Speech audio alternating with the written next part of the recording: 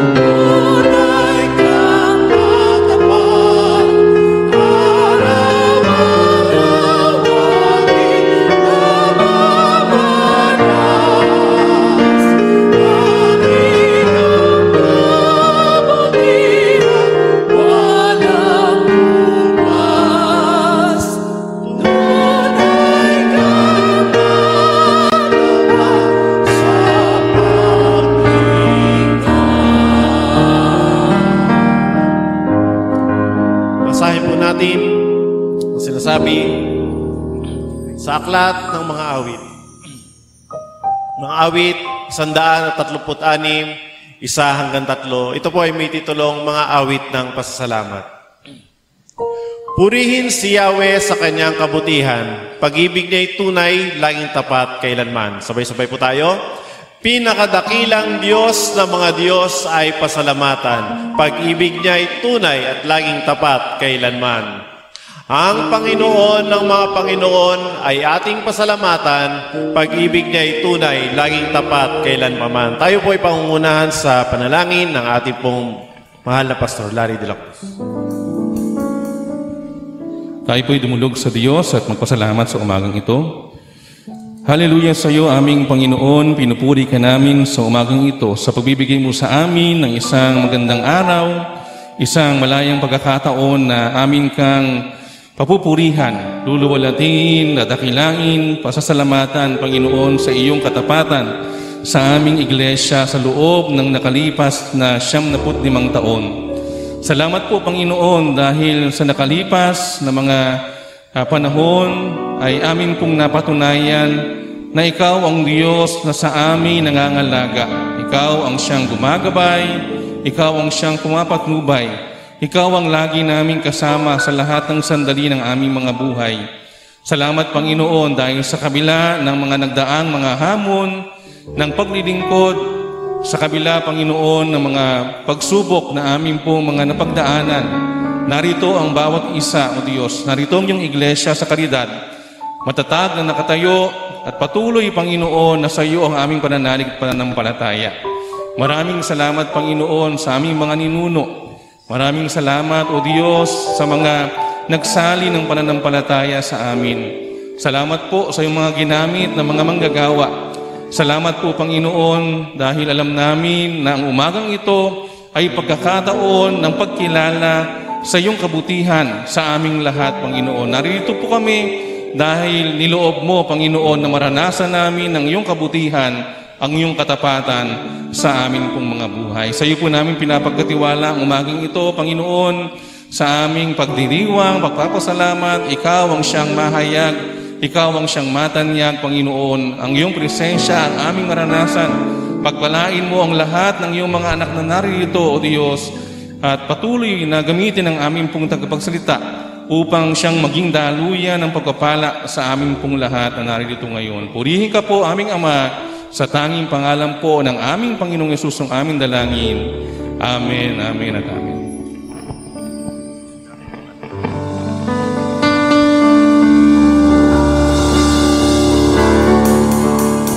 Amen. Isang masigabong palakpakan para sa ating Panginoong buhay.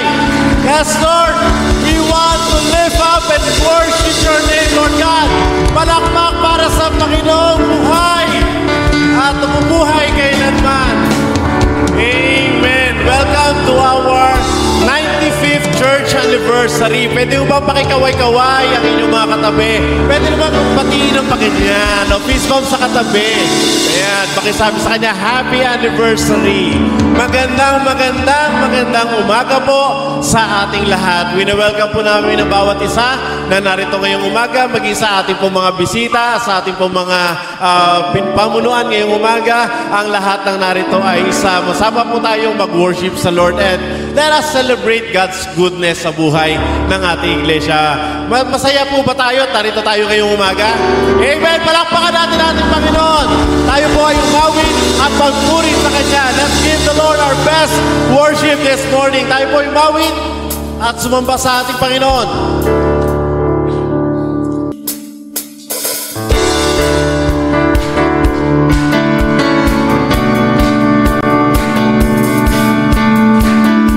Sabi sa awitin natin, lahat ng narito ngayong umaga, dapat masaya. Dapat punong-puno tayo ng pasalamat at kabutihan ng ating Panginoon.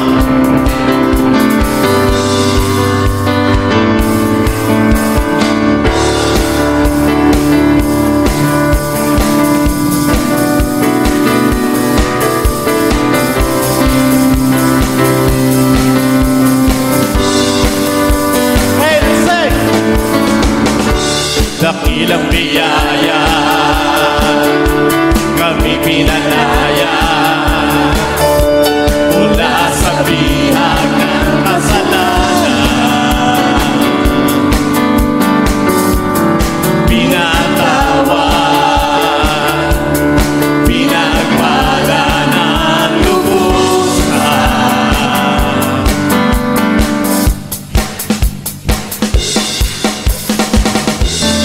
Di mapipigil ang pagsama sa'yo, Jesus, dakilang at totoo.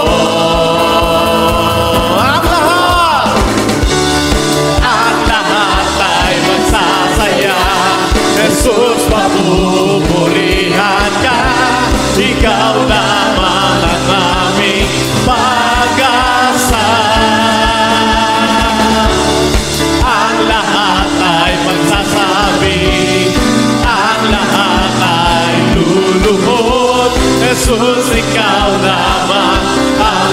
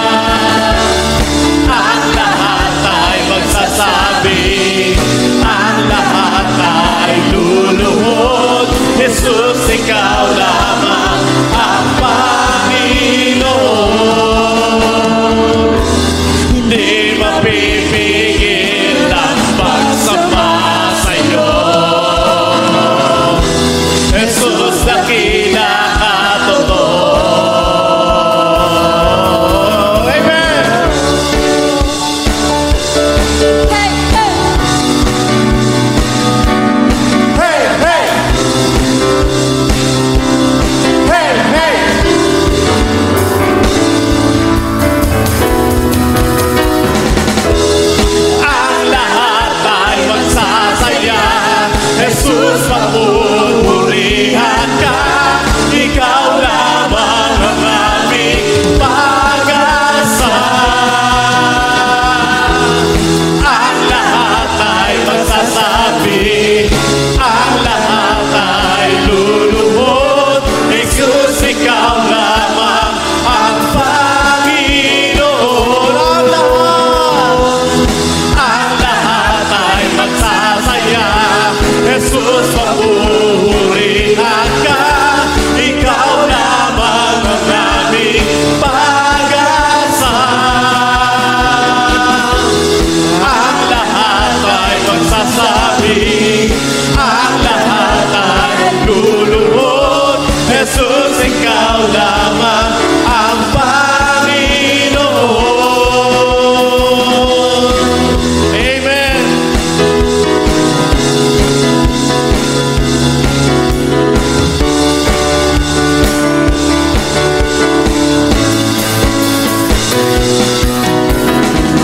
Amen. Pumalakpak lahat ng masaya at nagdiriwang sa presensya ng Diyos nating buhay.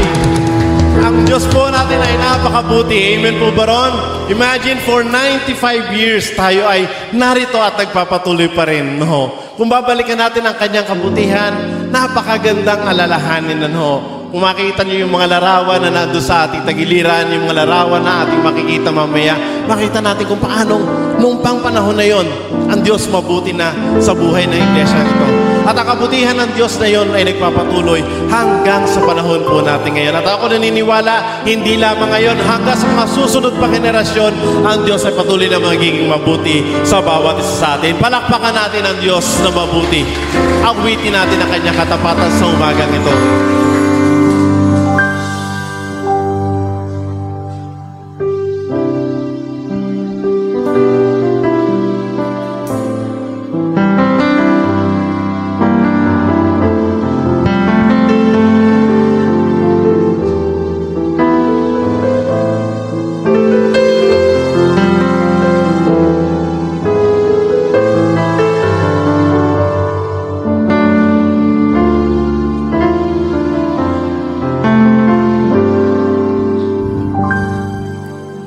Sadyang kay buti ng ating Panginoon, magtatapat sa habang panahon,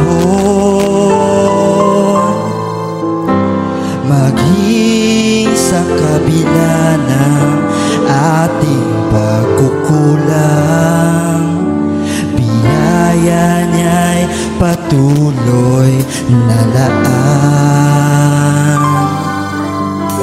Katulad ng pagsinag ng gintong araw, patuloy siyang magbibigay tanglaw. Kaya't sa puso ko't damdamin, katapatan niya'y aking pupurihin. Dakila ka, O Diyos, tapat ka ngang tunay, magmula pa sa ugat ng aming lahi. Mundo'y magunaw man, maaasahan kang lagi, maging hanggang wakas nitong buhay.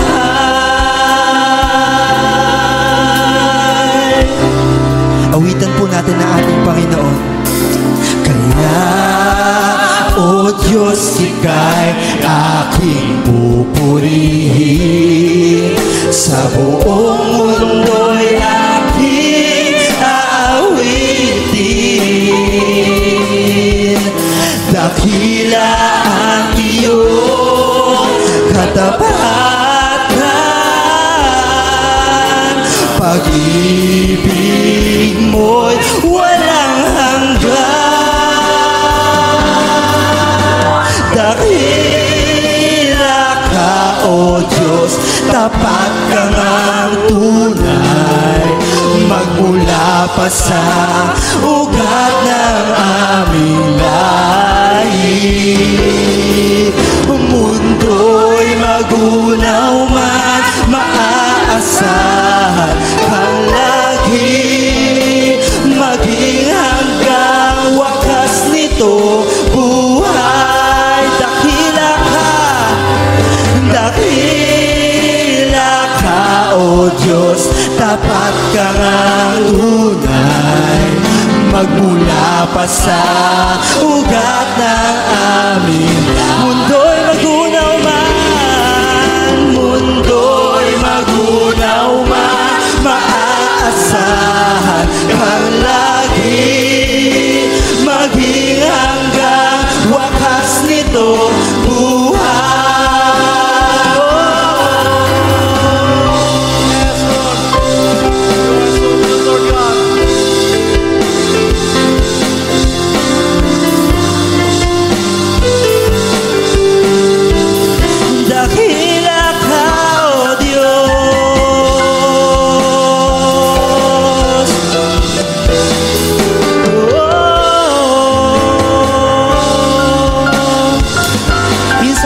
Sabay-sabay natin awitin, dakila ka. Dakila ka, O Diyos, tapat ka ngang tunay, magmula pa sa ugat ng aming lahi. Mundo'y magunaw man, maaasahan kang lagi, maging hanggang wakas nito buhay. Dakila ka, O Diyos, sa habang panahon, katapatan mo'y matibay na sandigan. Sa bawat bighani, tagumpay man ay naroon. Daluyan ang pag-asa kung kailangan hinahon. Pag-ibig mo'y alay sa amin noon hanggang ngayon. Dakila ka, O Diyos, sa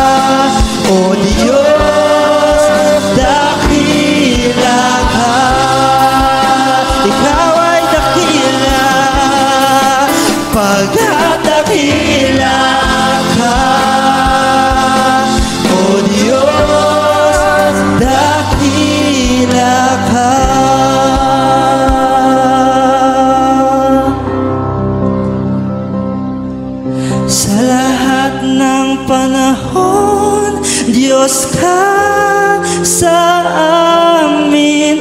Sa lahat ng oras, nariyan para sa amin. Panginoong Jesus, purihin ka. Dakilain ka sa buhay ko. Hindi nagbabago, Diyos ka sa amin. Tanging sandigan, nariyan para sa amin. Panginoong Jesus, maghari ka. Magliwanag ka sa buhay ko. Magliwanag ka sa buhay ko. Magliwanag ka sa buhay ko. Aming Ama.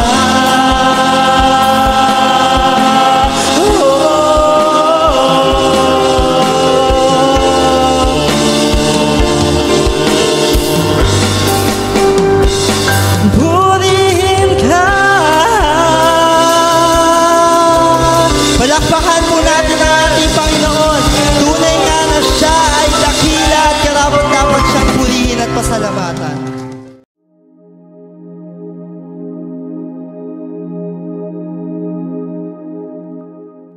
Good morning po sa inyong lahat. Amen. Purihin ang Panginoon, kayo'y buhay na buhay ngayong umaga. Purihin ang Panginoon sa ika-75 anibersaryo ng Iglesia dito sa Caridad. Paano ba ito ginagamit? Alin ang pinipindot dito? Yung nasa baba. Okay. Testing. Yung tama. Wala kasi nito sa bahay namin. So, purihin ang Panginoon. Ngayong umaga ay pag-uusapan po natin ang... Ayan, mukhang sinasabotahe ko ni kapatid na... hindi sinasadya. Pag-uusapan po natin ang paksang stand firm in one faith.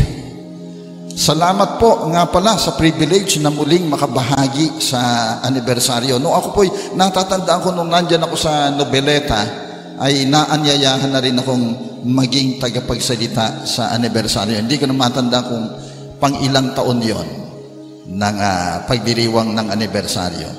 At kaya isang malaking privilege at pasalamat ko ang nag-imbita sa akin ng Pastor Daigan para mag-speak ngayon. Pero wala na siya ngayon dito. Siya nag-anyaya pero wala siya. Kaya kinonfirm naman ng Pastor Larry na ako nga raw po ang magsasalita. At sa umagang ito, ang ating tema for this year ay manindigan sa isang pananampalataya, stand firm in one faith. At ang ating talata, ang ating theme verse ay nasa 1 Corinthians chapter 16, verse 13. Sa New King James Version, ganito ang sinasabi, watch out, stand fast in the faith, be brave, be strong. Sa wikang Tagalog naman, sa ang Biblia, sa edisyon ng 2001, ganito naman ang sinasabi, magmatsyag kayo, manindigan kayong matibay sa pananampalataya, magpakalalaki kayo, magpakatatag kayo. Purihin ang Panginoon sa bahaging ito ng kanyang mga salita. Tayo po ay manalangin.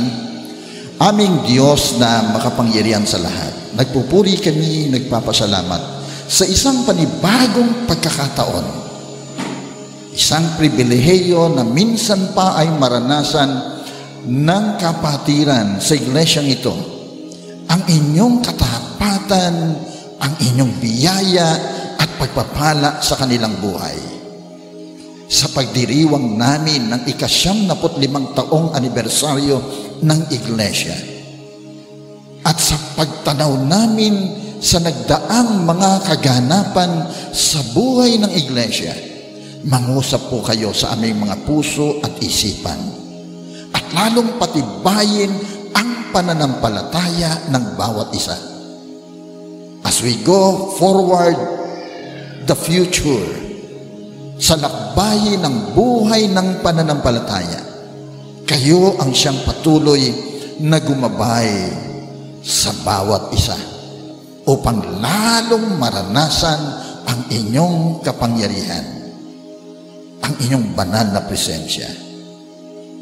And as we meditate on your words this morning, Father God, in the name of Jesus, we pray na ang inyong banal na Espiritu ang siyang mangungusap sa aming mga puso, ang siyang magbibigay ng kaliwanagan at lalo pang lalim ng buhay sa magitan ng pagbubulay ng inyong mga salita.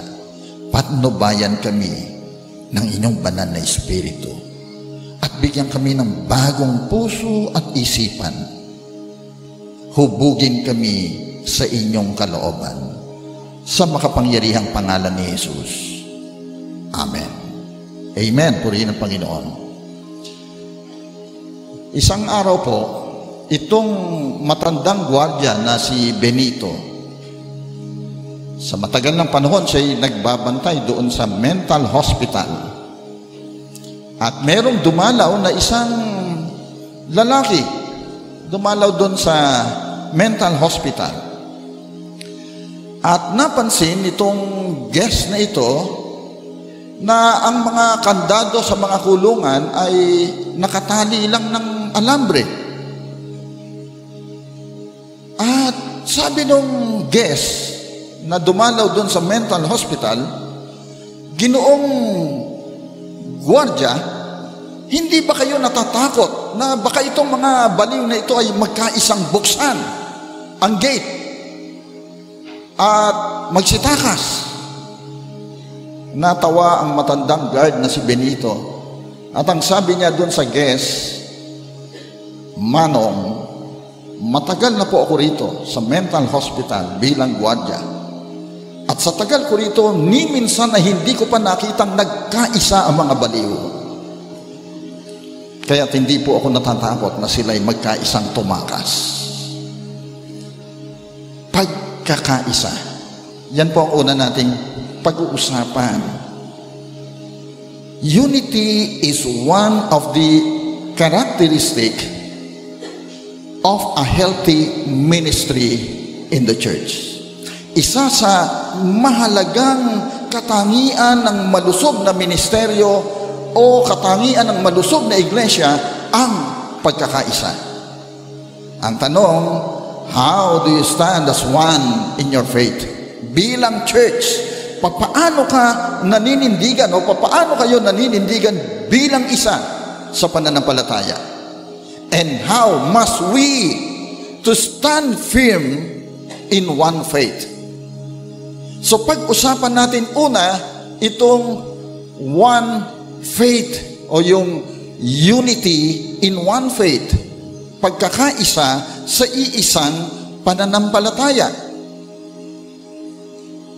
Dito po sa aklat ng Efeso chapter 4 verse 13 to 16 sa New King James Version, ganito ang sinasabi: till we all come to the unity of the faith. Pansinin ninyo na na-bold ko yung salitang unity of the faith. Till we all come to the unity of faith and of the knowledge of the Son of God, to a perfect man, to the measure of the stature of the fullness of Christ, that we should no longer be children tossed to and fro and carried about with every wind of doctrine, by the trickery of men and the cunning craftiness of deceitful plotting, but speaking the truth in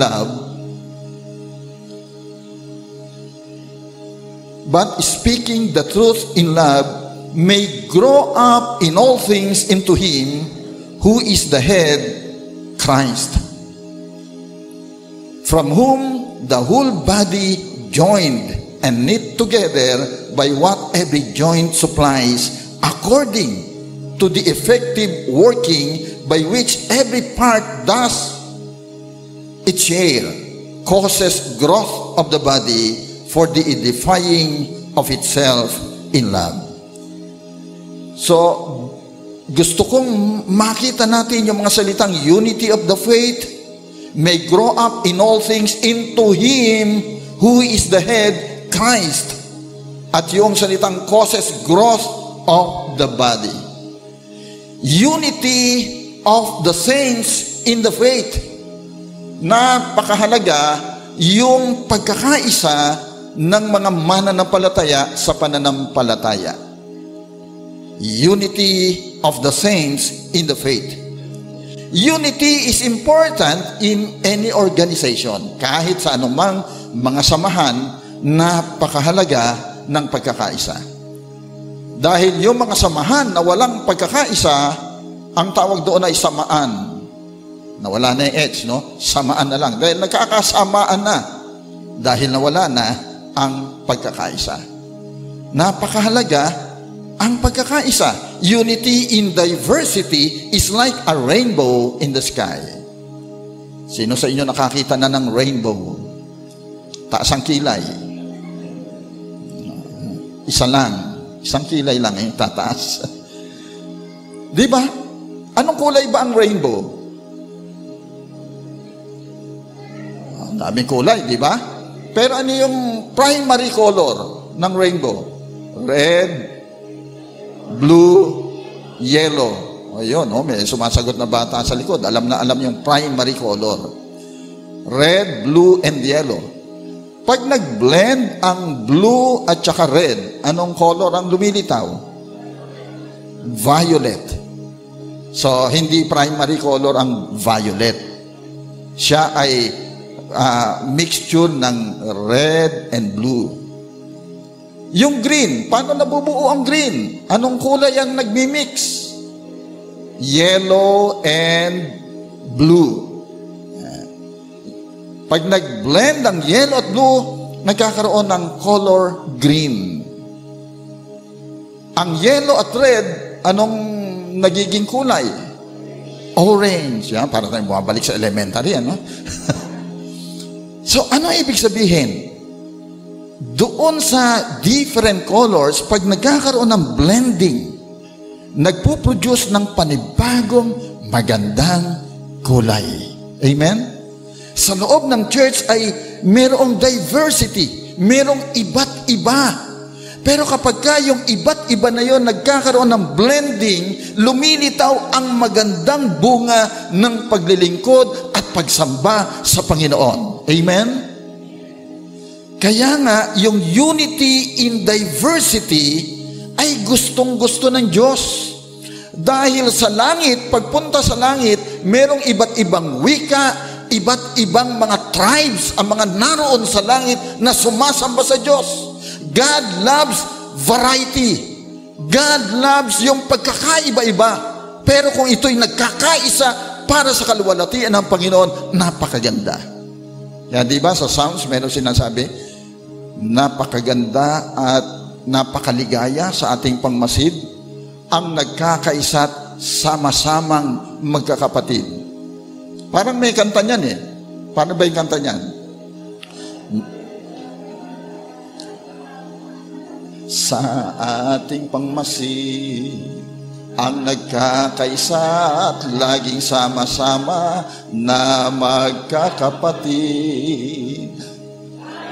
Problema at wala kang pera, di ba't laging masaya? Oops, hindi nakasama yung sentence na sa scripture, ano? Dinagdag na nung composer ng kanta. Yung kahit walang pera. Masaya. Basta merong pagkakaisa. So unity is important. The purpose of unity is that we all might reach the maturity of faith and in the fullness of Christ. Kapag ka ang church ay makikita mo yung kanyang unity, yung pagkakaisa sa kabila ng kanilang pagkakaiba-iba, ito yung sinasabing ang church na ito ay nagmamature. Merong maturity. Pero sabi ni Apostol Pablo, meron pa mga away-away sa inyo, meron pa mga inggitan, ito ay katunayang hindi pa kayo mature. Hindi pa kayo ganap, ang sabi ni Apostol Paul sa sulat sa mga iglesia. Kaya yung unity ay isa sa mga karakteristik ng malusog na iglesia. Being firm in one faith. Sabi nga sa Ephesians 4:14, that we should no longer be children tossed to and fro and carried about with every wind of doctrine by the trickery of men and the cunning craftiness of deceitful plotting. Yung malago na sa pananampalataya, yung matured na sa pananampalataya ay hindi kayang isway, hindi kayang itulak ng hangin ng iba't ibang mga doktrina. Alam nyo, sa Pilipinas, paboritong pasukin ng iba't ibang pananampalataya. Maging ng mga kulto. Abay, kahit ang mga Kristiyanong Koreano, gusto nila dito magtayo ng church. Kahit na marami nang nakapasok noon pang 1900s. Nagsimula ang evangelical missions. Pero pagpasok hanggang ngayong panahon natin, ang dami pa rin pumapasok na mga missionaries. Kasama na dyan ang iba't ibang mga cults. Kaya ang daming mga doktrina. May kilala akong mananampalataya na lahat ng mga dumarating, tinatanggap niya. Kaya naman, ang gulo-gulo ng nasa isipan niya sa kanyang pananampalataya. Kuminsan, para ng espiritista yung pinapractice, no? May mga kung ano-ano nakikita sa mga pangitain, mga spiritual screen, di umano. Abay, minsan naanyayahan ako ron sa kanilang pagtitipon, at yung naanyayahang pastor ay mayroong parang ang espiritista na at nakakakita sa kanyang pangitain ng tinatawag niyang spiritual screen. At ang sabi nga ay, ako raw ay isa sa propeta. Wow! Ang daming pumapasok, pero sabi nga ni Apostle Paul that we should no longer be children tossed to and fro and carried about with every wind of doctrine. Dapat meron tayong discernment kung ano ba yung tama at maling katuruan, sapagkat may mga pumapasok na iba't ibang mga turo. Pero itong iglesia sa Efeso, sabi nga, ay hindi na matatangay nitong mga iba't ibang katuruan. The teaching and works of Jesus brought us together to build His church. Yung turo ni Jesus, na siyang sinasabi nga sa Acts 2:41-42, na siya kung saan yung mga bagong mananampalataya ay nanatili doon sa pagtuturo ng mga apostles, nanatili sa teaching na yon. And we must stand strong in the teaching we receive. Sabi nga ni Apostol Pablo, yung turong tinanggap ninyo sa amin, sa salita at sa sulat, manindigan kayong matibay. And to grow stronger, we need to deepen our roots in the Word of God. Palalimin natin ang ating ugat sa salita ng Diyos. But how should we sustain the unity of the body of Christ? Paano natin pananatilihin ang pagkakaisa sa iglesia ng Panginoon? Katulad ng iglesia dito sa Caridad, na marami ng pinagdaanan, mga pagsubok. Ang tanong, paano ninyo pinanatili ang inyong pagkakaisa? Tanungin mo ang iyong katabi, kaisa ka ba? Yan. Nakikiisa ka ba? Yun ay kalawang tanong sa katabi. Tanungin nyo, okay, mahiya. Kaisa ka ba? Nakikiisa ka ba? O nakaisa ka na naman? Merong ganyan yung iba. Nang iisa lang no? At hindi nakikiisa. Meron palang sariling programa sa buhay. Meron palang sariling plano. So, ano ang dapat nating gawin to sustain the unity of the body of Christ? So anong dapat gawin? So anong sabi dyan? Be on guard. There is an enemy. Merong kaaway. Magbantay kayo. Ang sabi nga nung ating team verse, watch, stand fast in the faith, be brave, be strong. Sa Tagalog, magmatsyag kayo, manindigan kayong matibay sa pananampalataya. At ang ginamit pa sa lumang salin, magpakalalaki kayo. Paano kung babae yung mananampalataya? Yun lang yung ginamit na salin. Kasi nung araw, ganun yung pag sinabing maging matapang, magpakalalaki. Yun ang ibig sabihin. So yung sa salin ng lumang salin ng 2001, ganun ang ginamit, magpakalalaki. Sa English yun ay be brave. Be brave. Bakit po? There is an enemy. May kaaway. At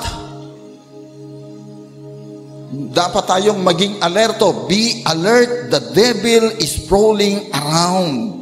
Ang sabi nga ng ating talata sa 1 Peter 5:8-9, sa mabuting balita Biblia, maging handa kayo at magbantay. Ang diablo, ang kaaway ninyo ay parang leyong umuungal at aali-aligid na naghahanap ng malalapa. Maali-aligid daw yan. Baka hindi nyo alam, yung katabi nyo ay leon pala. Mag-ingat. Mag-ingat. Labanan ninyo siya at magpakatatag kayo sa inyong pananampalataya sa Diyos. Tulad ng alam ninyo, hindi lamang kayo ang nagtitiis ng mga kahirapan, kundi gayon din ang inyong mga kapatid sa buong daigdig. So merong enemy. There is an enemy. We must be aware. Satan is an enemy.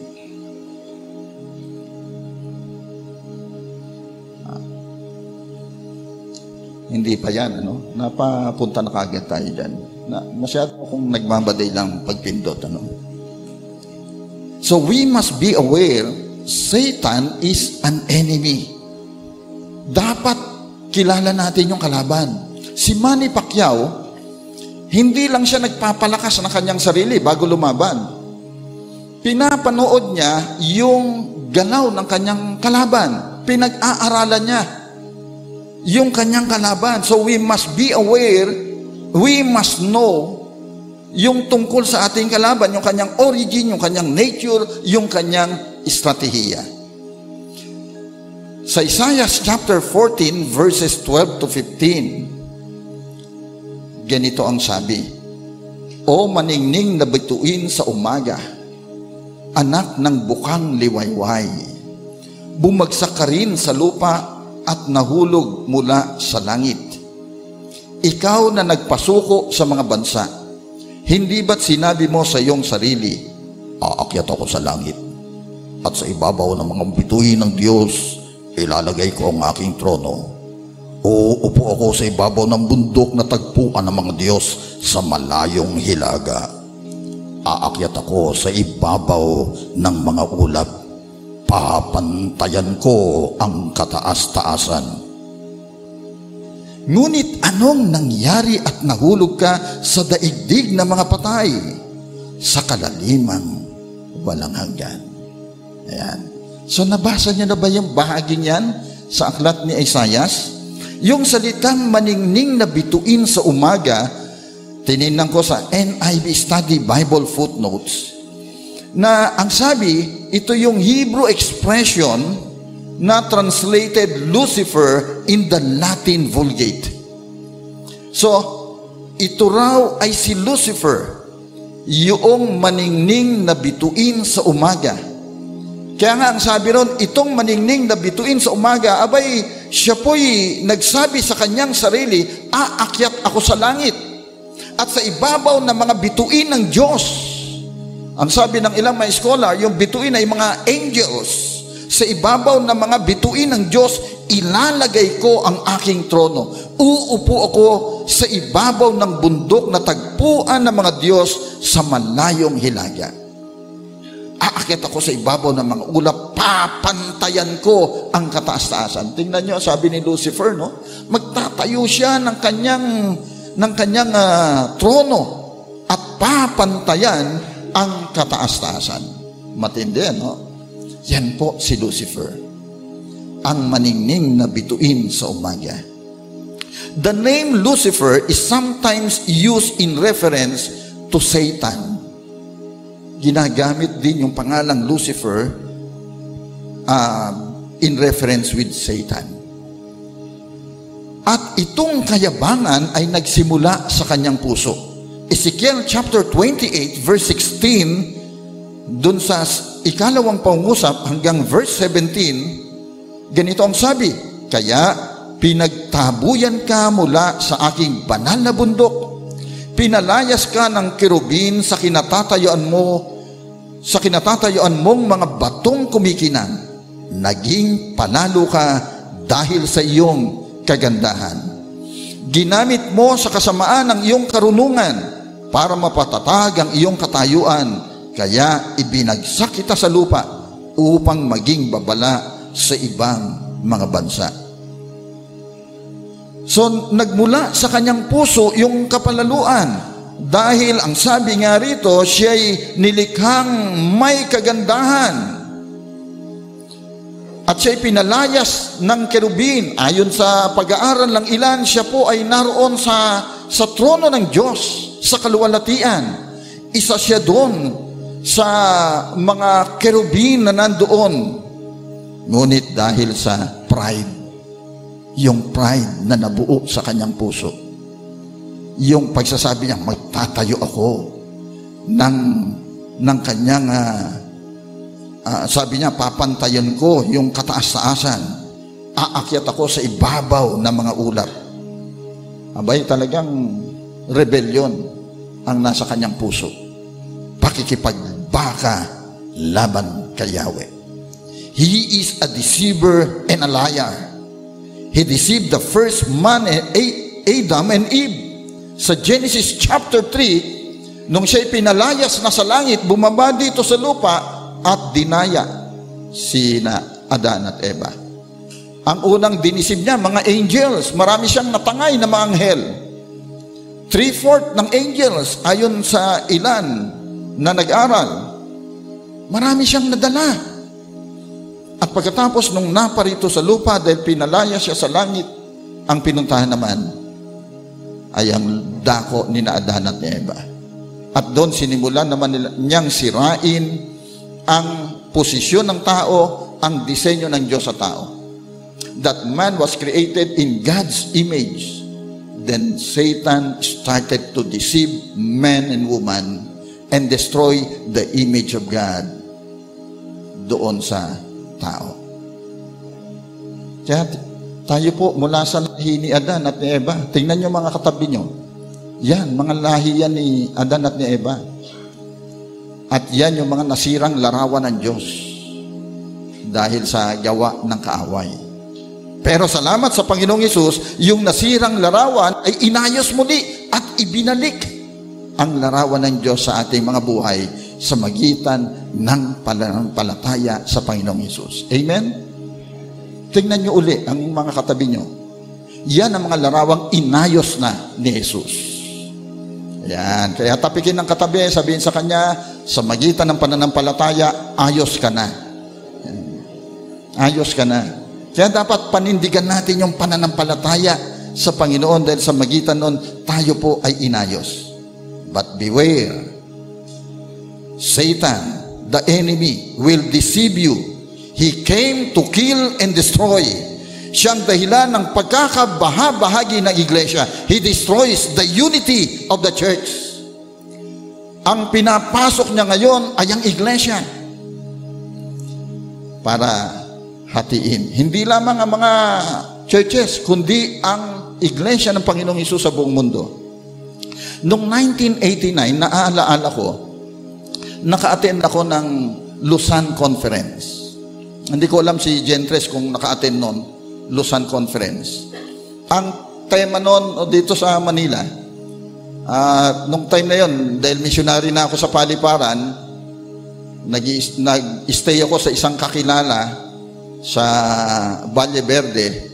Doon ako natulog para maka-attend ng Luzon Conference, buhay pa noon si Helen Bella.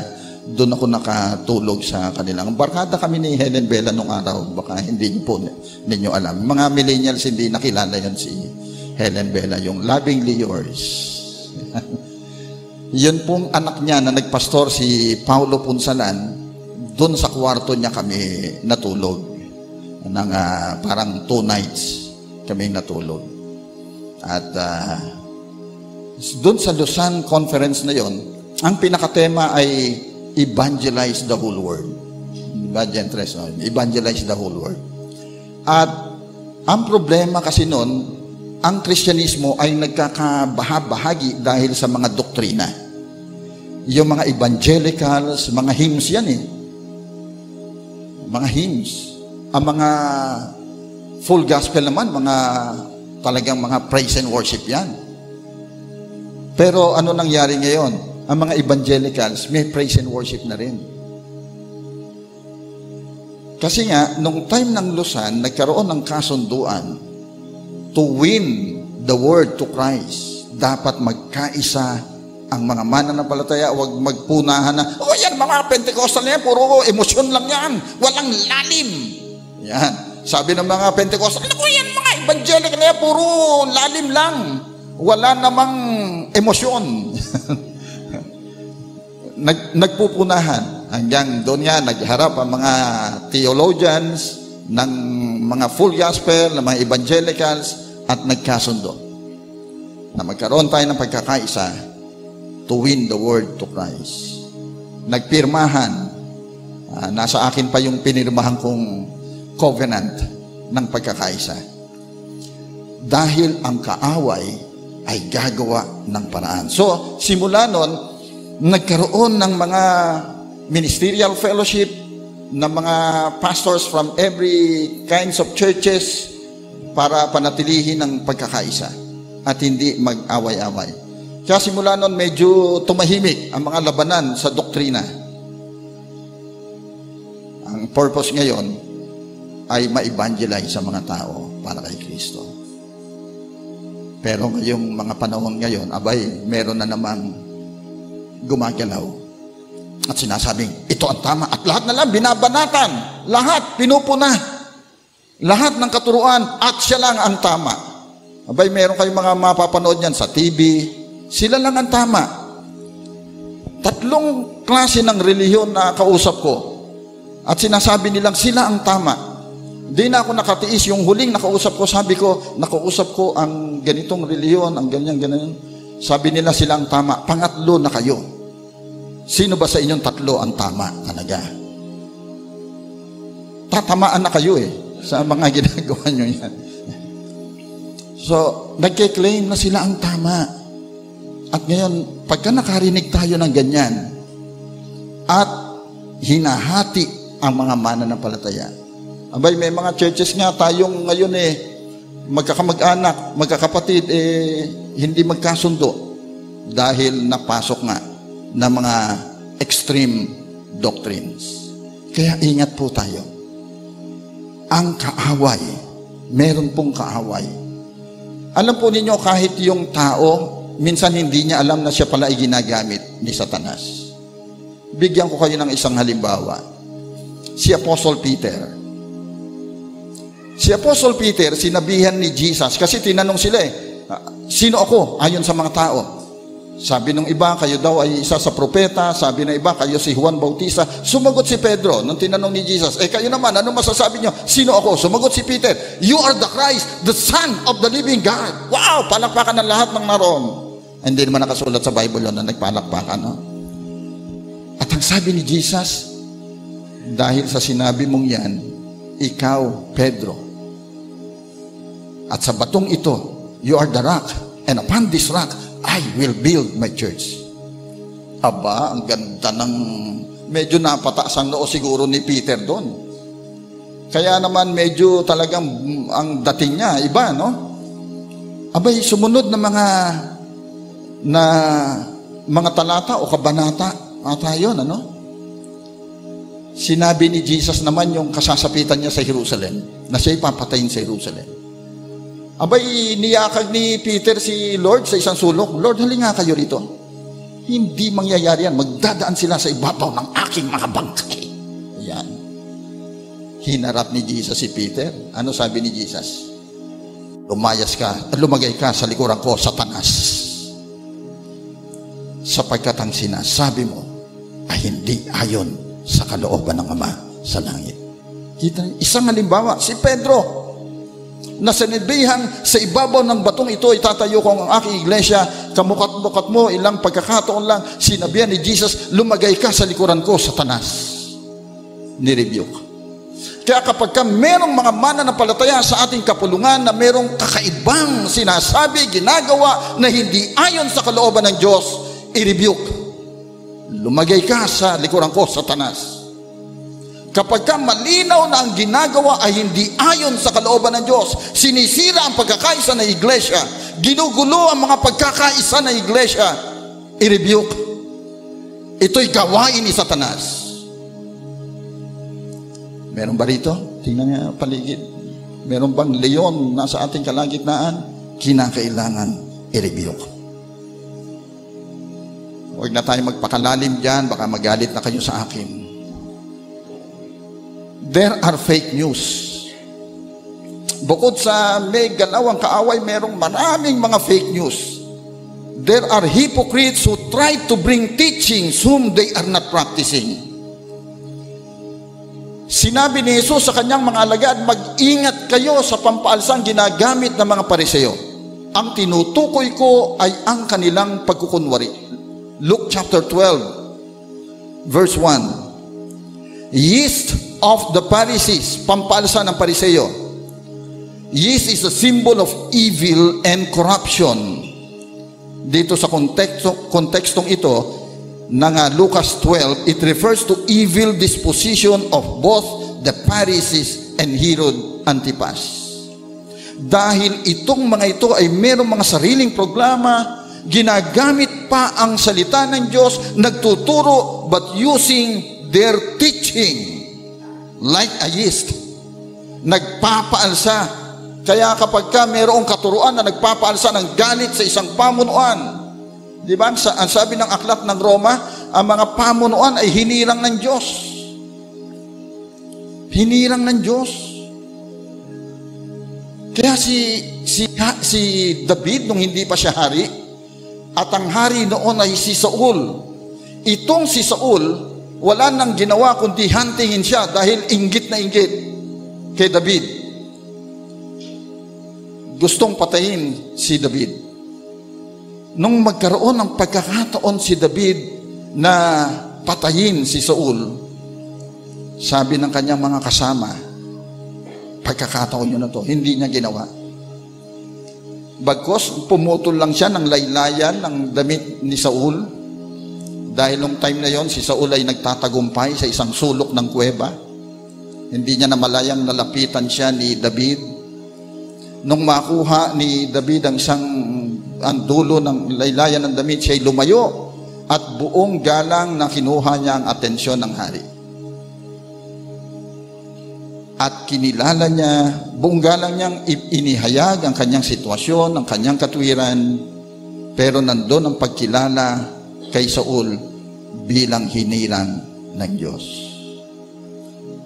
Isang napakagandang halimbawa na bagamat si David ay naroon sa magandang posisyon para gawin ang masama sa hari, dahil kinilala niya na ito'y hinirang ng Diyos, hindi niya ginawa ng masama.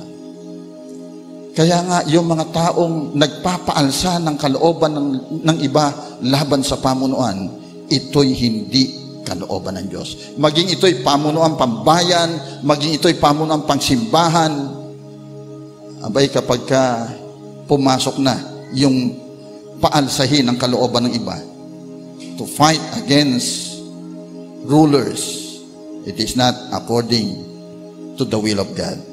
Ganon din yung korupsyon ay hindi kalooban ng Diyos.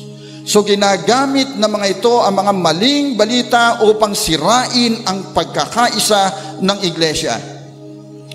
Kaya yung ating nakaraang pamunuan ay talaga namang pinahirapan ng mga maling mga balita. Kaya dapat tayong maging mapagmatsyag. Magbantay tayo. Huwag tayong padadaya. Stand firm at panatilihin natin ang pagkakaisa. So stand firm in one faith. Papaano? How to stand firm? Dapat hindi namumove, unmovable in faith. Sa 1 Corinthians 15:58, kaya nga mga minamahal kong kapatid, magpakatatag kayo at huwag matinag. Maging masipag kayo palagi sa paglilingkod sa Panginoon dahil alam ninyong hindi nasasayang ang inyong pagpapagal para sa Kanya. 1 Corinthians 15:58. We must not be moved in our faith. Tingnan nga yung katabi nyo. Yan ba, mukhang naaalog na sa pananampalataya. Kung minsan yung mga pagsubok ng buhay ang umaalog sa atin. Hindi ko alam kung ano epekto sa inyo ng pandemya. Nauga ba ang inyong pananampalataya because of this pandemic? At pagkatapos ng pandemya nga, abay, nawala ang mga face-to-face worship. Naging online. Naging online ang worship, di ba? Abay, ang sarap mag-worship nung online di ba? Kahit nakahiga ka, pwede ka nagwo-worship. Kahit ang buhok mo, mukha kang tiriringga, hindi pa nakasuklay. Nagwo-worship. Pero kami nun sa bahay, nung pandemya, binubuksan namin yung TV, kinokonek namin sa laptop, at ikokonek namin sa pananambahan. Bago mag-start yun, naliligo muna kaming lahat. Nagbibihis din kami. Kasi pagkatapos naman, may selfie kami. Tapos, o-order kami ng pagkain, kakain kami, para ding karaniwang linggo, kahit nasa bahay. Kasi nga, you are worshiping the Lord. Amen? Dapat yung pagsamba mo sa Panginoon ay karapat-dapat. Abay, nagbalik ng face-to-face. Merong iba, dito na lang ako sa bahay, meron namang online. Ayan, sabi ng banal na kasulatan, huwag kaligtaan ang pagdalo sa mga gawain. So we must not be moved in our faith. At hindi dapat mauga ang ating pananampalataya. Next, parang yung iba ay iba na tingin sa akin, parang chicken joy tsaka extra rice na ang tingin sa akin, iba, kaya tatapusin na natin ng unti-unti. Pero bago natin tapusin yan, ay gusto ko munang basahin ninyo ang 1 Corinthians 15:58. Pakibasa. Ready, begin.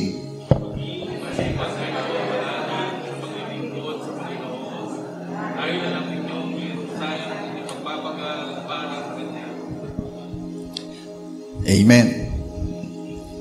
So, anong sabi diyan? Maging masipag kayo. So, yung pagiging unmovable in faith, hindi yung nakatayo ka lang at wala kang tinag, kundi habang nagpapakatatag, ikaw ay nagpapakasipag. Give God our best service. Sabi, maging masipag kayo palagi sa paglilingkod sa Panginoon. Masipag at dedicated to God's work. Tingnan uli ang katabi, masipag ba yan? O tatamad-tamad? Kung tatamad-tamad, tapikin ng mas malakas at titigan ng masama. Na para bang kinukutya, magpakasipag ka naman. So we must stand firm in the teachings. Hindi lamang tayo nagpapakasipag, kundi tumatayo ng matibay sa katuruan. Stand firm on the teachings. 2 Thessalonians 2:15, kaya nga mga kapatid, magpakatatag kayo at panghawakan ninyo ang mga katuruang ipinasa namin sa inyo sa magitan man ng aming sinabi o sinulat. Panghawakang mainam. Ano ba yung ating katuruan? Sabi kasi ni iba, wala namang paninindigan sa katuruan ng UNIDA, sabi nila, no? Abay, alam po ninyo, kanina nga yung sa history, at nakita natin kung gaano katagal na. Abay, bago pa magdigmaan ng panahon ng Hapon. Tapos nung una pa na, mga inchik, ang mga member, mga negosyanteng inchik. Kaya lang nung nagyera, nawala, sayang ka ako, napakayaman na sana ng karidad kung yung mga negosyante inchik yan, nag-stay. Kasi merong church dyan sa Binabide, sa Binondo, na puro Chinese, yung United Evangelical Church in the Philippines, UECP, nauna ng konti yan sa UNIDA. Puro inchik na negosyante, abay, napakayaman po ng church, dahil mga negosyante. Pero alam naman natin ang galaw ng Panginoon. So, ibig sabihin, matagal na. At bago pa natayo ang Iglesia Evangelica Unida de Cristo, nag-e-exist na kayo. Amen? Nauna na kayo kasi ang Unida nagdiriwang ng 90th anniversary. Kayo po ay 95th. So, mas matanda kayo ng 5 taon sa Iglesia Evangelica Unida de Cristo. Nangangahulugang ano kayo noon? Hindi pa kayo Iglesia Evangelica Unida de Cristo noon. Kayo po ay, ayon sa kasaysayan, ano kayo noon? Iglesia de los Cristianos Filipinos, Presbyterian. Mula sa mission work ni James Rogers, yung missionaryong Presbyterian. At hindi lang po puro Presbyterian ang Unida. Merong mga Metodista. Sabi nga nung isang estudyante ko ngayon sa Unida Biblical Seminary, dahil siya'y galing sa Yemelif, sabi niya, ayon sa kasaysayan namin, meron kaming bishop na lumipat sa Unida.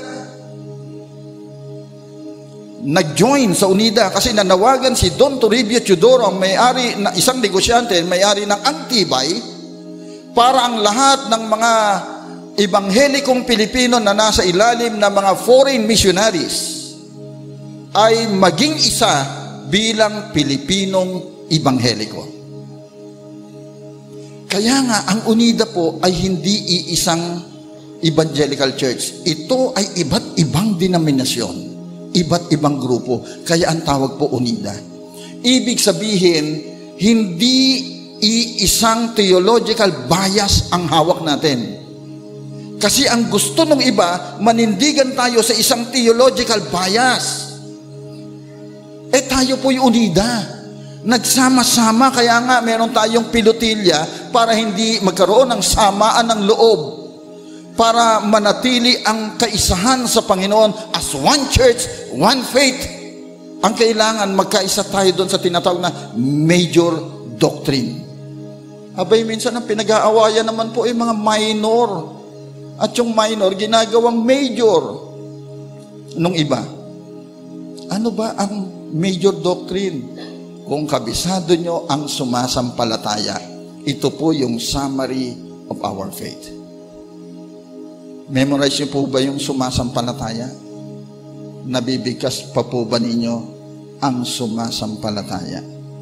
Sa English, ang sabi, I believe in God the Father Almighty, Creator of heaven and earth. I believe in Jesus Christ, His only Son, our Lord, who was conceived by the Holy Spirit and born of the Virgin Mary. He suffered under Pontius Pilate, was crucified and died and was buried. He descended to hell the 3rd day. He rose again from the dead. He ascended to heaven and is seated at the right hand of God the Father Almighty. From there, He will come to judge the living and the dead. I believe in the Holy Spirit, the Holy Catholic Church, the communion of saints, the forgiveness of sins, the resurrection of the body, and the life everlasting. Amen. Ito po ay paulit-ulit na binibigkas sa mga pananambahan. Yung iba ay every first Sunday of the month, i-recite bago mag-Santa Cena ang sumasampalataya. Ito po yung doktrinang tinatayuan natin, sinamarize na doktrina. Meron tayong tinitindigan na pananampalataya. At ito ay dapat nating pagkaisahan, tayuan ng matibay. Amen? And last, be courageous in the faith. Para matikman na natin ang inihanda ni Pastor Larry na pananghalian, tatapusin ko na ating usapin ngayong umaga. Be courageous in the faith. in obedience to God's Word. Maging matapang sa pananampalataya bilang pagsunod sa salita ng Diyos. Ang sabi ni Yahweh kay Joshua sa chapter 1 verse 7, basta't magpakatatag ka at lakasan mo ang iyong loob. Sundin mong mabuti ang buong kautusang ibinigay sa inyo ni Moses. Huwag kang susuway sa anumang nakasad doon at magtatagumpay ka saan ka man magpunta. Si Joshua ay nakaharap sa isang napakalaking proyekto. Namatay si Moses. Si Moses ang leader, nangunguna sa matitigas na ulong mga Israelita. Namatay. Si Joshua ang kapalit. Sa isip-isip ni Joshua, paano ko pangungunahan itong matitigas na ulong Israelita? Kakamot-kamot ng ulo. Pero ang sabi ni Yahweh, basta magpakatatag ka. Be courageous. Be strong. Magpakatatag ka at magpakatapang sa pagsunod sa salita ng Diyos. Gaano man kahirap ang iyong tatahakin, ang mahalaga magpakatatag ka, magpakatapang ka na sinusunod ang salita ng Diyos. Ang sabi sa kanya, sundin mong mabuti ang buong kautosang ibinigay sa inyo ni Moses. Sunding mabuti ang kautusan. So dun ka mag-focus. Sabi nga sa Joshua 1:8, this book of the law, itong aklat ng kautusan ay huwag mahihiwalay sa iyong mga labi, but you shall meditate on it day and night. Kaya yung aking discipler nung kabataan ko, tuwing magkikita kami, ang tinatanong niya, o kapatid, kumusta ang iyong quiet time? Every time na magkikita kami, ang laging sinasabi niya, kumusta ang iyong quiet time? Ganon kahalaga para sa kanya ang aking paglago sa espiritual na buhay at pagtibay sa pananampalataya. Kumusta ang iyong quiet time? Ito yung pang-araw-araw tuwing umaga na pagbabasa ng Biblia, pagbubulay-bulay at pananalangin. Kumustahin mo ang katabi mo. Kumusta ang iyong quiet time? Kaya pala mahina sa pananampalataya ang marami, hindi nagku-quiet time. Kulang sa lalim dahil walang malalim na kaugnayan sa Panginoon. Yung iba nananangan na lang sa mga libro, sa mga devotional book, binabasa na lang yon. Yung iba nananangan na lang sa mga theological book, sa mga commentaries. Pag-aaral ng iba yon. Iba yung ikaw mismo ang kinakausap ng Diyos. Amen? Kaya magpakalalim ka, huwag kang mababaw. Pakisabi sa katabi mo, magpakalalim ka. Mag-quiet time ka araw-araw. Nang sa ganon, hindi ka matatangay ng iba't ibang katuruan. Ang banal na espiritu, ang mismong mangungusap sa iyo. Ang magpapatibay sa iyong pananampalataya. Amen? Be courageous in obedience to God's word. Magpakatapang ka. At, ano pa? Share the word with boldness. Sabi nga sa Romans 1:16, hindi ko ikinahihiya ang magandang balita sapagkat ito ang kapangyarihan ng Diyos para sa kaligtasan ng bawat sumasampalataya. Unay sa mga Hudyo at gayon din sa mga Griego. Huwag kang mahiya. Ang sabi ng banal na kasulatan, huwag mong ikahiya, kundi buong tapang na i-share ang salita ng Diyos. So yung paninindigan mo sa pananampalataya, kung ito ay tama, dapat mong ibahagi sa iba. Tanungin mo katabi mo, ibinabahagi mo ba sa iba? O sinasarili mo lang? Kaya akala ng iba, wala kang paninindigan kasi hindi ka nagsasalita. Kasi hindi ka nagsishare. Naalala ko, merong magkasama sa trabaho, yung isa Kristiyano. Itong kasama niya, lagi niyang kasama, pati sa pananghalian, paglabas, magkasama sila. Itong hindi Kristiyano, minsan naka-attend sa isang church at nakakilala kay Lord. At nakita niya, yung katrabaho niya, nandun din. Nagkita sila. At ang sabi niya, aba, Kristiyano ka rin pala? At ang sabi nitong Kristiyanong katabi, oo, matagal na. At ang sabi nitong isa, aba, hindi halata. Tingnan nga yung katabi, halata bang Kristiyano yan? Naninindigan ba yan sa pananampalataya at ibinabahagi sa iba? Halata ba ang pagkakristyano? Mga kapatid, huwag mahiya, buong tapang na ibahagi ang salita ng Diyos. It is God's power for salvation to all. In conclusion, be on your guard. Stand firm in the faith. Be courageous. Be strong. Remember, there is an enemy who will try to deceive you with fake news and teachings. So be on guard. Do not be moved. Instead, give our best service to the Lord according to His teachings. And finally, be courageous. Obey God's word and share to others. Be bold enough in sharing the word of God. So as a church, we must be one in faith, having one stand, one word, one God, and one church. The Church of Jesus Christ under the banner of Unida Christian Church o Iglesia Evangelica Unida de Cristo. Caridad Christian Church o Unida Christian Church Caridad. Maligayang anibersaryo po sa inyong lahat. Pagpalain kayo ng Panginoon. Tayo po'y manalangin. Father, as we come into your holy presence, Lord, mangusap kayong patuloy sa aming puso at isipan. Patibayin niyo po ang aming pananampalataya.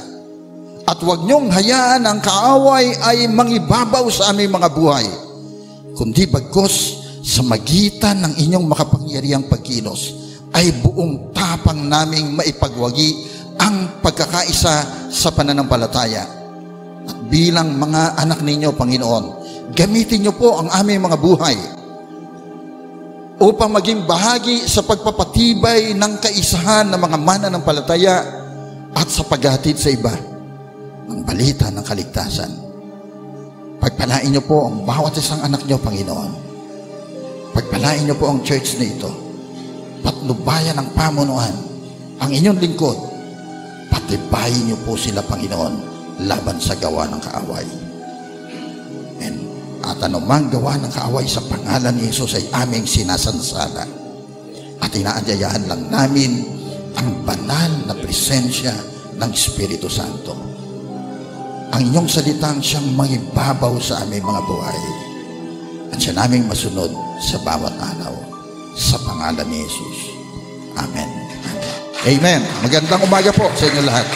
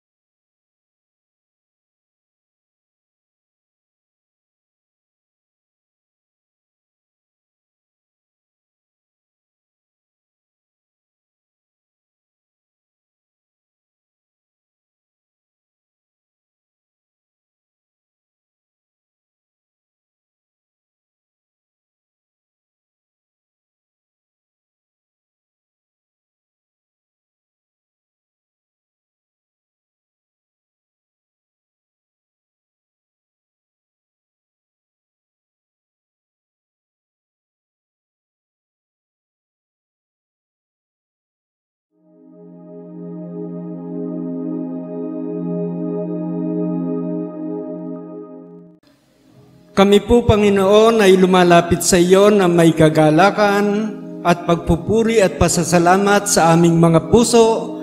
Kinikilala ang iyong presensya sa kalagitnaan ng pagtitipong ito at nagpapasalamat ng may pusong nagmamahal sa iyo dahil sa isang mabiyaya at matagumpay na pagdiriwang ng anibersaryo ng Unida Christian Church dito sa Caridad, Panginoon. Maraming salamat sa bawat isa na nakasama namin sa pananambahang ito. Maraming salamat, Panginoon, sa mga nanguna sa gawain na tunay na ginamit mo para maging maayos ang kabuuan ng takbo ng programa ng gawain, Panginoon. Maraming salamat din sa aming naging tagapagsalita. Tunay nga na naging daluyan siya ng iyong mga pagpapalang espiritual at tulutan niyo, Panginoon, na iyong mensahe ng katotohanan ng salita ng Diyos ay hindi lamang namin marinig sa araw na ito, kundi ito ay maipamuhay namin sa aming mga puso, sa aming mga buhay at manatili sa aming mga puso. Tulutan niyo na kami, tulad ng hamon ng salita ng mensahe ngayong umaga, ay magsikap na patuloy na lumalim at matuto at tumibay sa mga salita ng Diyos. Tulutan mo na kami bilang iglesia dito sa Caridad ay magkaroon ng pagkakaisa sa aming pananampalataya na nagbuhat sa iyo. At tulutan niyo rin na ang pananampalatayang ito ay aming ipapamuhay at paninindigan. At hindi lamang namin paninindigan, kundi ang pananampalatayang nagmula sa iyo ay amin ding ibabahagi sa iba. Pagpalain mo po ang church na ito, Panginoon, ng Caridad. Bigkisin mo ang mga miyembro at lahat ng kaanib sa pagkakaisa, sa pagmamahalan, sa pagtutulungan, sa pagkakaunawaan at sa iisang pananampalatayang patuloy na lumalago at patuloy na lumalalim para sa iyo, Panginoon. Pagpalain mo po ang mga manggagawa ng iglesyang ito sa pangunguna ng Pastor Larry at mga kasama niya na mga pastor o katulong na pastor.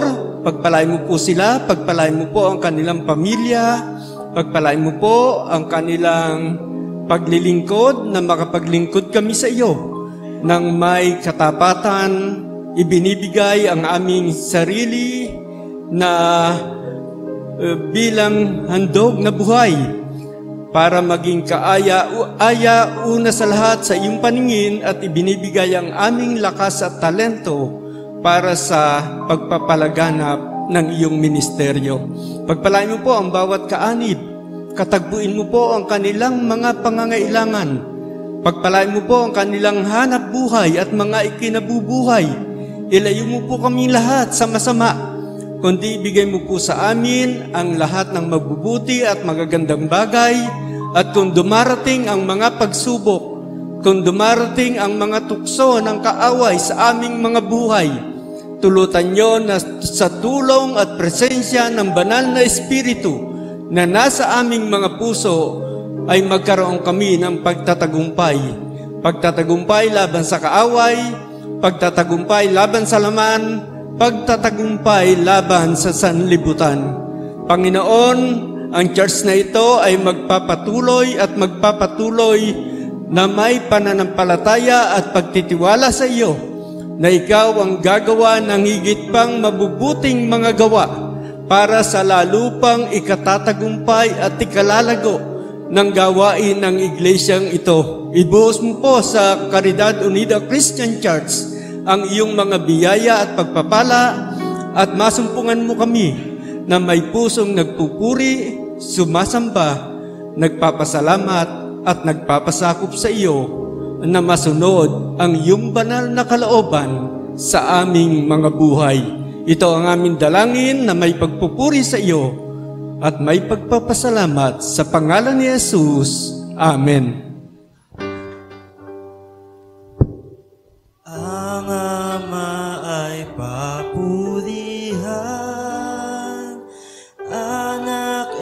Espiritong banal ng mga tao nilalang at ng tanan sa kalangitan. Amen. Ang pagpapala at pag-ibig ng Ama, ang pagliligtas ng anak, at ang pakikipisan, tanglaw, aliw at kapangyarihan ng banal na Espiritu, ang sumainyo nawang lahat mula ngayon at magpakailanman. Amen.